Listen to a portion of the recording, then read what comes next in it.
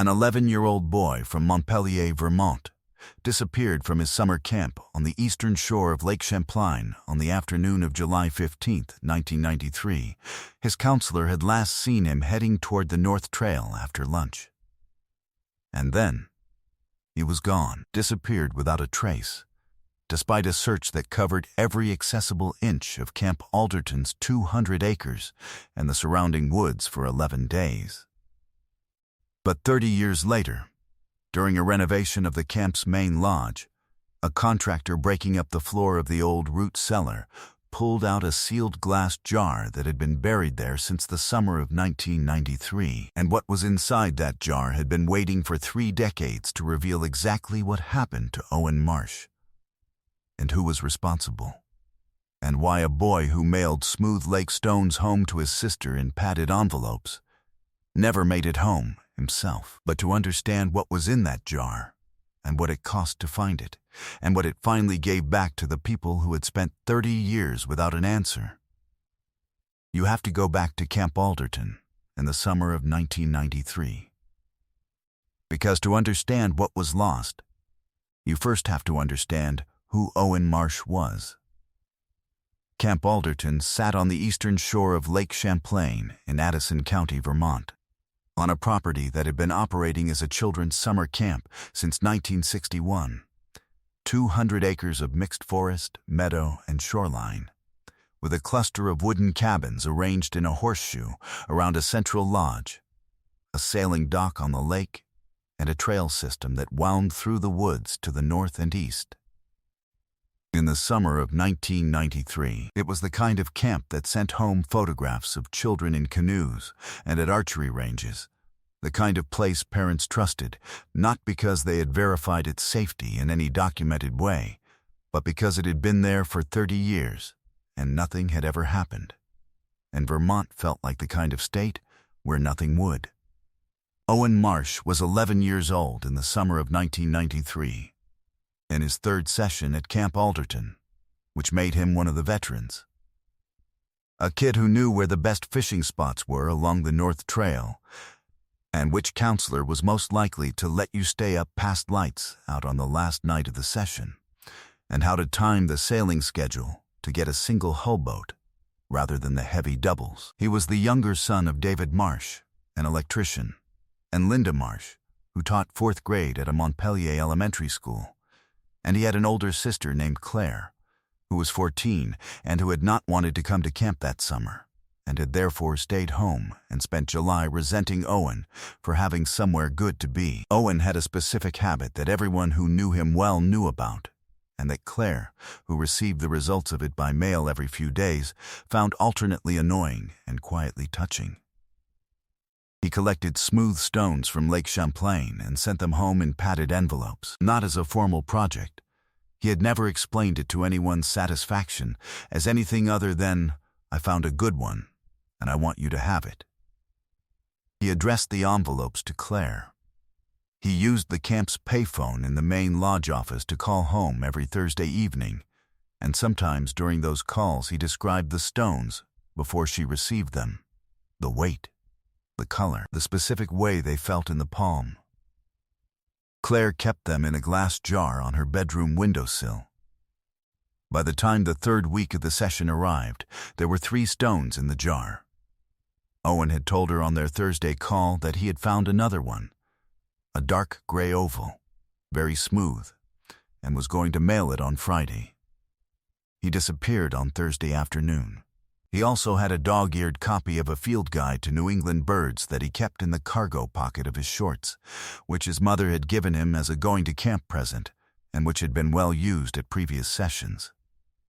He knew by sound the difference between a hermit thrush and a wood thrush, which impressed his counselors, and he had a particular enthusiasm for the osprey that nested on the camp's south dock piling and could be watched from the waterfront in the late afternoon.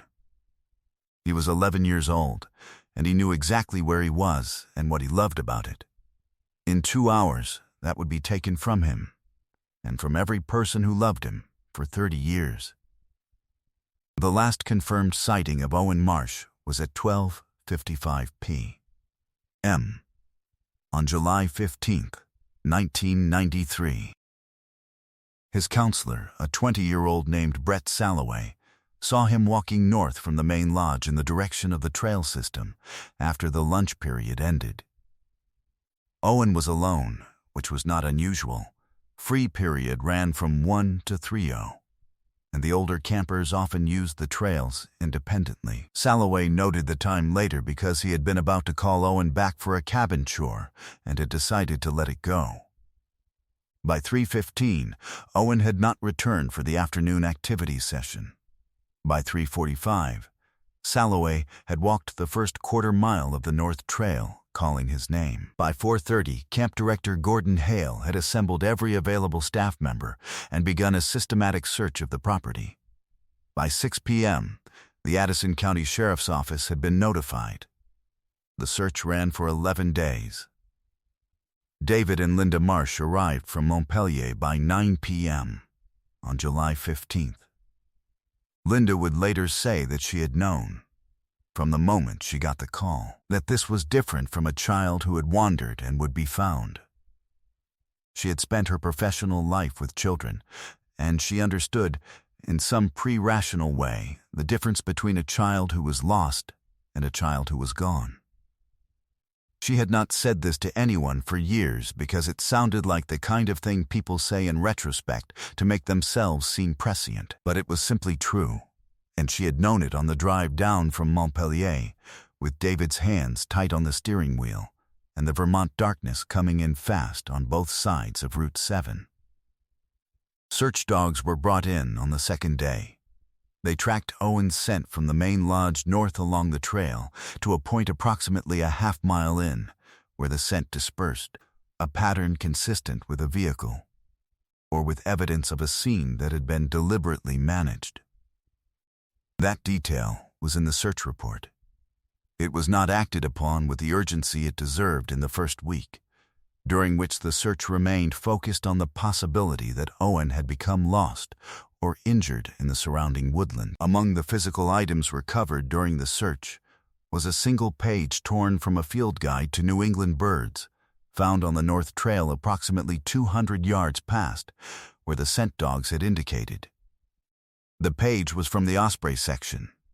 It was photographed, logged, and placed into evidence. On the east side of the trail at that location, the camp's groundskeeper and maintenance director, Victor Ames, had his private cabin. Ames was 58 years old, had worked at Camp Alderton since 1978, and was interviewed briefly on July 17th, 2 days into the search. He stated that he had been repairing the camp's south dock all afternoon on July 15th and had not been on the North Trail. 2 junior counselors confirmed they had seen him at the dock that morning. The morning. Investigators did not at that time specifically clarify the afternoon timeline with the witnesses. Ames was noted as cooperative and eliminated from active consideration. He continued working at the camp through the end of the session. Owen Marsh was never found. The case was classified as a missing persons investigation. It was transferred to the Vermont State Police after 60 days.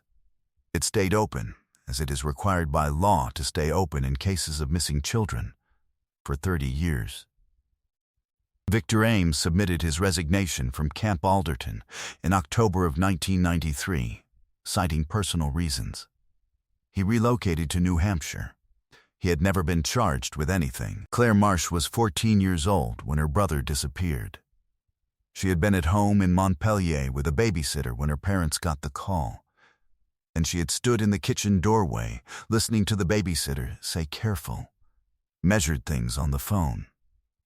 And she had understood from the quality of the silence that followed that something was very wrong. The jar on her windowsill had 3 stones in it. Owen had said on Thursday that he had found a 4th. It never arrived. She left the jar on the windowsill when the family moved from that house in 1997. She packed it carefully and brought it with her, as she would bring it through 4 more moves over the following decades, because it was Owen's, because he had chosen each stone and described it to her by phone, because the jar was the last thing he had sent her that was still the shape he had left it. Linda Marsh joined the National Center for Missing and Exploited Children's Family Advocacy Network in 1995, and for 11 years attended its annual conference, where she spoke twice on panels about rural disappearances and the challenges faced by families in small state investigations with limited resources. She was measured and precise in those settings, the school teacher's discipline holding the grief in its proper container. She did not speak publicly about Owen after 2006, not because she had stopped, but because she had run out of new things to say that were not simply the same grief in different words. David Marsh drove to Camp Alderton alone on the anniversary of Owen's disappearance every July 15th for 9 years, from 1994 through 2002. He parked at the camp gate and sat for a while and then drove home. He never told Linda he did this. She found out in 2003 when their car developed a recurring problem with its odometer, and she noticed the July mileage and asked him about it. He told her. She did not say anything for a long time. Then she said she had always wanted to come too. The following July, they went together. By 2005, the Vermont State Police Cold Case Unit had reviewed the Marsh file twice. The second review, in 2003, had noted the gap in Ames's alibi verification. The two witnesses who had confirmed the morning dock work, not the afternoon, and had attempted to locate and re-interview them. One had moved out of state and could not be reached. The other had no specific recollection of the afternoon timeline 30 years later. The review concluded that while the gap existed, there was insufficient new evidence to justify reclassifying Ames as an active suspect. Victor Ames was 68 years old in 2003. He was living in Concord, New Hampshire, working part-time at a hardware store. He had never been re-interviewed. By 2015, the Osprey was still nesting on the South Dock, piling at Camp Alderton. Different birds by then, of course, Osprey live 15 to 20 years.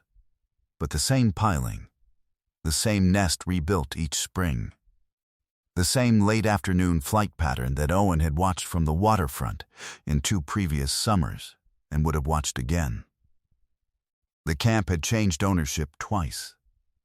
The main lodge had not been significantly renovated since 1987. Then, in the spring of 2023, the new ownership group commissioned a full structural assessment of the main lodge in preparation for a renovation. The assessment identified the root cellar foundation as requiring excavation and reinforcement. The contractor began work on April 3, 2023. The root cellar had been in continuous use until around 2000, when the camp switched to commercial refrigeration and had since been used for storage. Its dirt floor had not been disturbed in over 20 years. The contractor's excavation tool struck something solid at approximately 14 inches of depth on the eastern wall side on the morning of April 4th. It was a glass jar, small, wide-mouthed, with a rubber gasket metal lid of the kind used for home preserves. It had been wrapped in a piece of oilcloth before burial. The oilcloth had deteriorated. The jar had not. The contractor set it on the ledge above the excavation, and in the afternoon light coming through the root cellar door, he could see that something was inside it, something small and cylindrical. He called the Addison County Sheriff's Office. This channel runs on the work of people who believe these stories deserve to be told carefully and honestly. If that matters to you, take a moment right now to like and subscribe, and drop us a comment letting us know where in the world you're watching from. Now let's get back to Owen.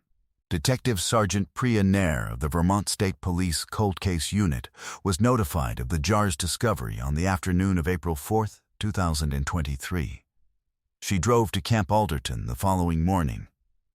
She had been assigned the Marsh case in 2021 as part of a statewide cold case review, and had read the file 3 times, including the alibi gap notation from the 2003 review, including the search dog report about scent dispersion at the North Trail, including the single sheet from the Osprey section of a field guide that had been found 200 yards past the point where the trail ran closest to Victor Ames's old cabin. She had noted in her own review that the two junior counselors who had confirmed seeing Ames at the dock had been 16 and 17 years old in 1993. That they had been interviewed briefly, once on a single afternoon. That neither interview had specifically asked about the afternoon timeline. She had tried to locate both in 2021 and had found one. A woman named Paula Kessler, now 46, living in Burlington, who confirmed when Nair reached her that she had seen Ames at the dock in the morning, not the afternoon, and had never been asked to specify. She had carried that distinction for 30 years without knowing anyone needed it. The jar was opened at the Vermont Forensic Laboratory in Waterbury under controlled conditions on April 7, 2023. Inside the jar, sealed in the original film canister, was a roll of 35 mm photographic film, Kodak Gold 200, standard consumer film of the type sold at every drugstore in 1993. The film had been exposed, but never developed. 30-year-old undeveloped film is subject to significant color shift, base fog, and emulsion degradation. But the specific conditions of the root cellar, stable temperature, and low humidity, the same conditions that had kept the rubber gasket from failing, had slowed the degradation considerably. A forensic imaging specialist named Dr. Carolyn Strube, based in Burlington, developed the film using a modified chemical process designed to compensate for age-related base fog while preserving whatever latent image remained. The process works by adjusting the developer chemistry and processing time to pull detail from degraded emulsion, not restoring the image to its original quality, but recovering what the film still holds. There were 24 exposures on the roll. 19 were too degraded to yield a legible image. 2 were partially legible. 3 were clear. Nair was present when the images came up in the darkroom. The first clear image showed the North Trail at Camp Alderton, recognizable by the tree line and the configuration of a boulder visible in camp photographs from the 1993 session. The image was taken from approximately 40 feet off the trail, looking back toward it. In the frame, partially obscured by the angle, was Victor Ames. There was a child in the frame. The child's face was not visible. But the blue camp t-shirt with the white lettering, standard issue, worn by every camper that session, was visible, and in the child's cargo pocket, a rectangular shape that matched the dimensions of a bird field guide. Nair looked at the image for a long time. Then she looked at the partial second image. Then she set both down on the table and did not move for a moment. Because some information arrives in a way that requires stillness before it can be processed. She asked Dr. Strube to preserve everything under chain of custody, and drove back to her office in Waterbury and opened the camp records from the 1993 session. Junior counselors in training, summer 1993. The list had 18 names. She worked through it methodically, looking for anyone who might have had a camera, a detail that had never been relevant to any prior investigation. In the camp newsletter from August 1993, there was a photograph caption, "Danny Reyes, sit, working on his summer scrapbook project." Danny Reyes was 14 in 1993. He was a junior counselor in training from Waterbury, Connecticut. He had a camera. Nair found him through a Vermont education database. He had attended a teacher certification program at UVM in 2004. He was now a high school history teacher in Providence, Rhode Island. She called him on the morning of April 12, 2023. He answered on the third ring. She identified herself. She said she was calling about Camp Alderton in the summer of 1993. He went silent. After a moment he said, "I know why you're calling." Danny Reyes was 45 years old. He was married. He had 2 teenage children. He had spent 30 years as a high school teacher, which meant he had spent 30 years in rooms full of children the age he had been when he walked into the north woods of Camp Alderton with his father's camera and came out running. He told Nair everything in a conversation that lasted 2 hours and 40 minutes. He had been on the North Trail that afternoon, off the marked path, looking for a good angle on the lake through the trees for his scrapbook. He had heard something, a sound he could not name, and had moved toward it, and had seen Victor Ames and Owen Marsh on the far side of a boulder, and he had understood that something was deeply wrong, but had not had the words for it. Because he was 14 and had never encountered anything like what he was looking at, and his brain had not yet finished deciding what it was. He had raised the camera because he always raised the camera. It was a reflex. 3 frames. Then he ran. He had not gone to an adult that afternoon because he had not known what to say. He had not gone that evening because he had convinced himself he had misread what he had seen. He had not gone the following morning because by then Owen was reported missing, and he had understood with a clarity that was worse than confusion that he had not misread anything, and that he was now, in his 14-year-old estimation, implicated in something he did not know how to explain. He had put the film in the jar because he could not destroy it, and could not keep it where it might be found. He had buried it because burying felt like making a decision he did not actually have to make. He had not stopped thinking about it since. He cooperated with the investigation fully. He did not ask for immunity. He asked to speak to Owen's family before the arrest was made, and this request was honored. Nair arranged a call between Danny Reyes and Claire Marsh, who was now 44, on the morning before Victor Ames was arrested. That conversation lasted 47 minutes. Claire did not speak publicly about what was said. Danny Reyes did not either. Victor Ames was 88 years old, living in a memory care facility in Concord, New Hampshire, when the arrest warrant was executed on April 19, 2023. 2 New Hampshire State Police detectives and a Vermont State Police detective arrived at the facility at 9 a.m. on a Wednesday morning. A staff nurse who watched the arrest happen from the nurse's station said later that she had known Victor Ames as a resident for 3 years. A quiet, cooperative man who caused no trouble, who liked the facility's garden in warm weather, and who called the nurses by their names. She said the officers were professional and measured. She said she did not understand what she was watching until after it was over.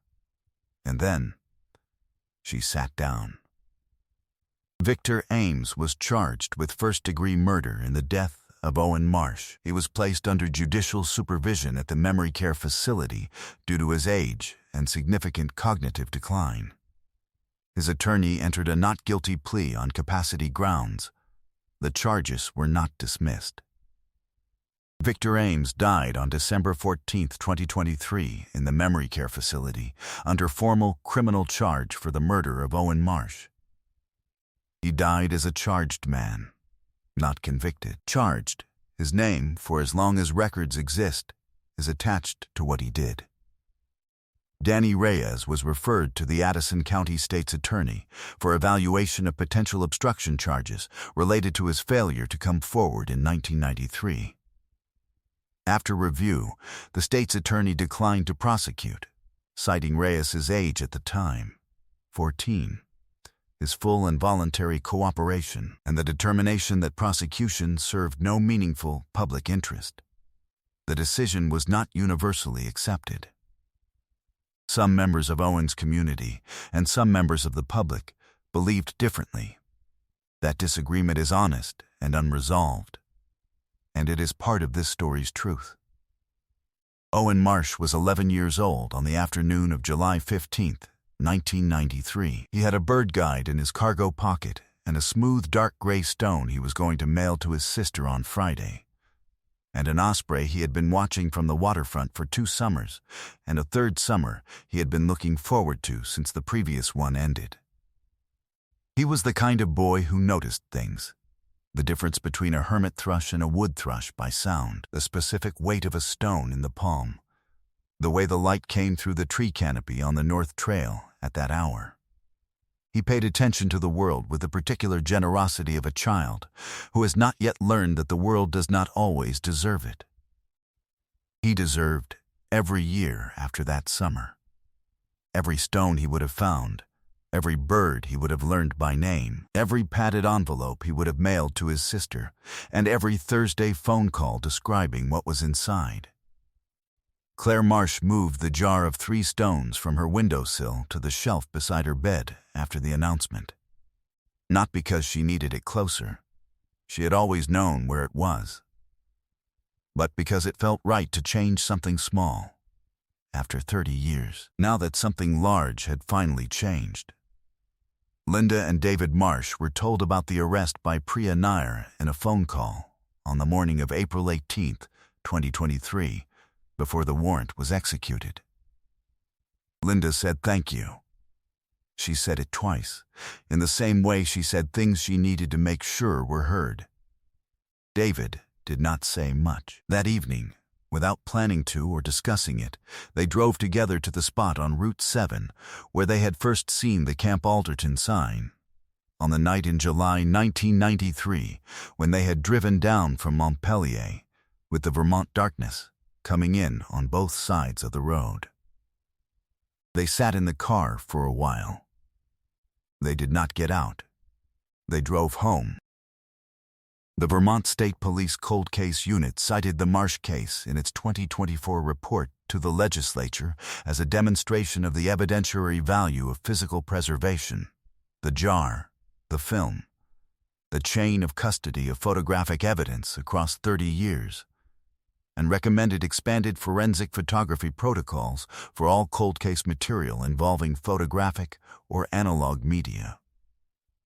The Addison County School Board voted in 2024 to require that all personnel separation agreements involving student safety concerns include mandatory referral to law enforcement, a policy the board noted should have been in place 30 years earlier, when the failure that enabled Victor Ames to access children continued uninterrupted after Camp Alderton.